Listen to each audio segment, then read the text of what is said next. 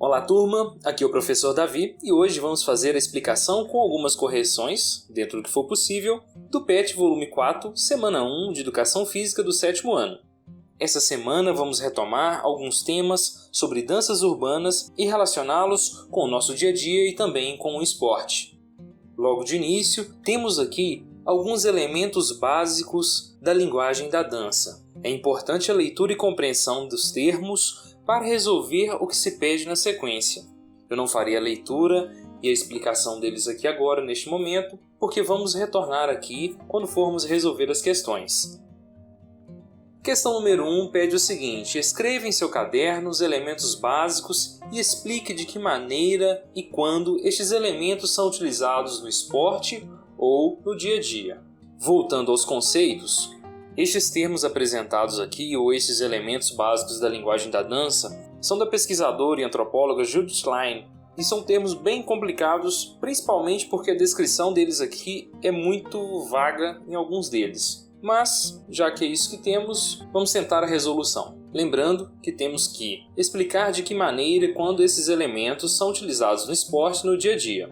Então o espaço, que se refere à trajetória do corpo do início ao fim, o melhor entendimento aqui é que o espaço está relacionado ao posicionamento e deslocamento do indivíduo. Quando aplicado ao dia a dia, podemos relacionar isso ao ato de caminhar e, no esporte, os deslocamentos diversos utilizados nos mais variados tipos de esporte. Então, está na posição em que o indivíduo ocupa no espaço, na sua trajetória, no seu movimento, tá certo?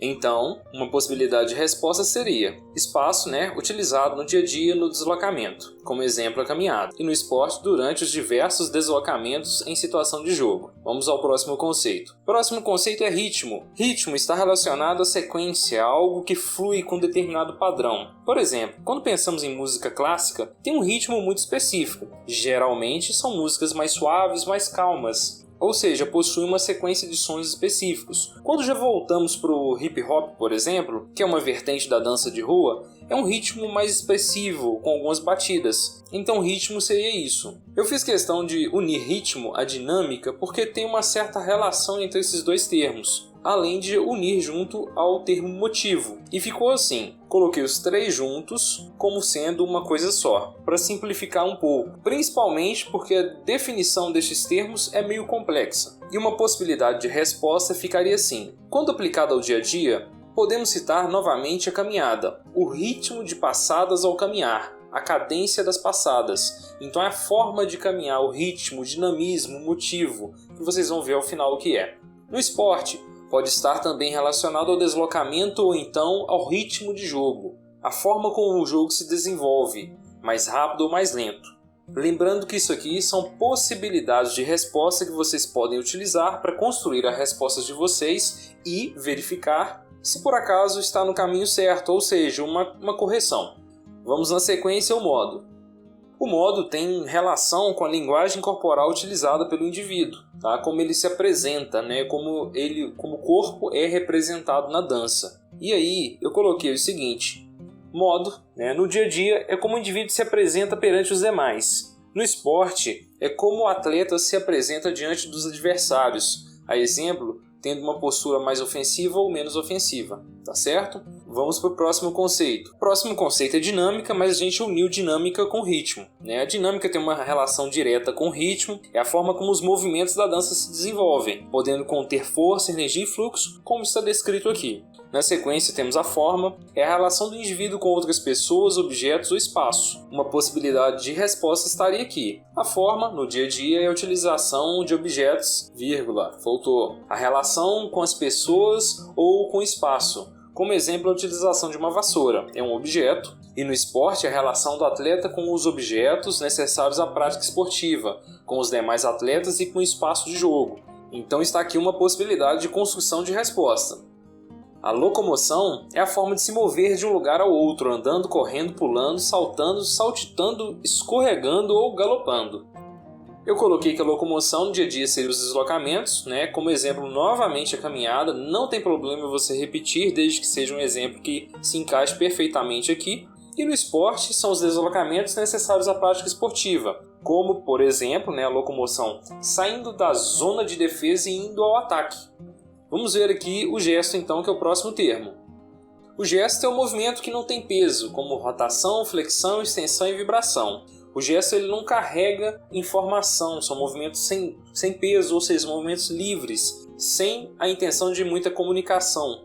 Então o gesto ficaria o seguinte aqui. No dia a dia e no esporte, seriam movimentos soltos, como balançar dos braços no ato de caminhar ou correr. Simples assim.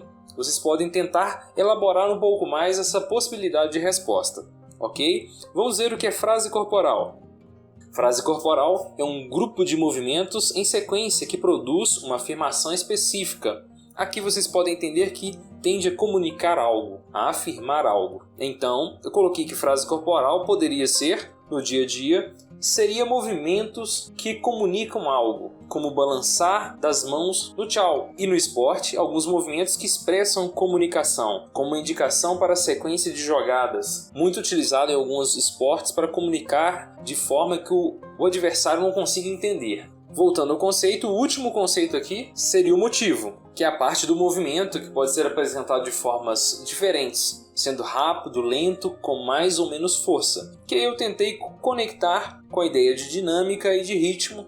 Como vocês perceberam, é longa a explicação, é muito detalhada e cheio de coisas. Não tem como ser diferente, porque senão não tem como construir uma resposta. Mas é isso aí, qualquer dúvida deixa nos comentários. Vamos para a próxima questão.